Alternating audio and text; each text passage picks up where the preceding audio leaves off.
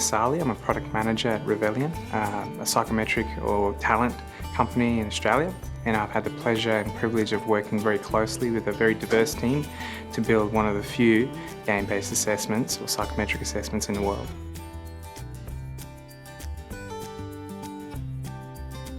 We chose to go down the game-based or using game-based technology for psychometric purposes for several reasons. Psychometric assessments have not really changed since the 1940s or the 1920s when they first started being used. And when you mention test to someone, it brings up some anxieties. Game-based technologies really allow us to provide an immersive experience. And people expect that these days. They lead digitally rich lives. So using game-based technology really allows us to provide a great experience for candidates, but also get a lot of information that tells us something about them.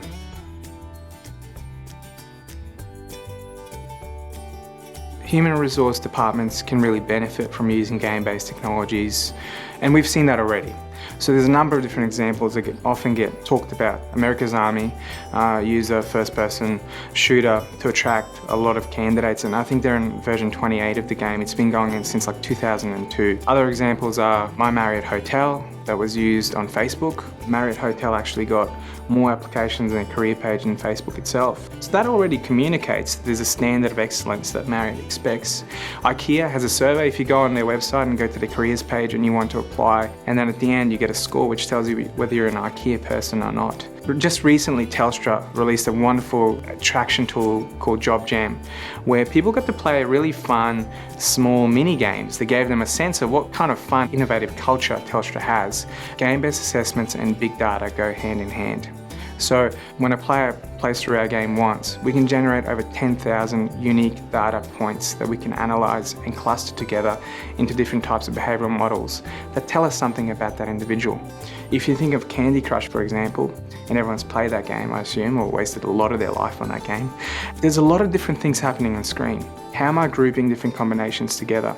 Can I see that if I move this here, it'll lead to a better outcome or a more efficient Candy Crush, if you think about it that way. So if you think about games as assessments, they're continually assessing different things, and Theme Park here is no different. We're looking at all the different micro behaviours, the micro decisions that people make.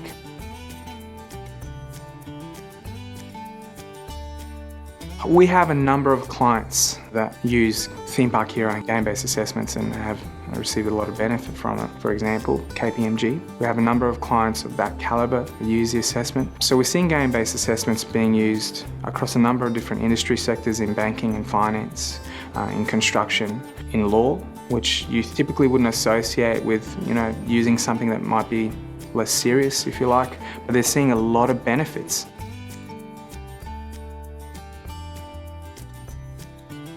We have planned a number of games that we're going to be releasing by the end of the year. Our next step is to actually provide a product that allows companies to use game-based technologies, provide a great experience for their applicants, but also give them much more information than they might through traditional methods.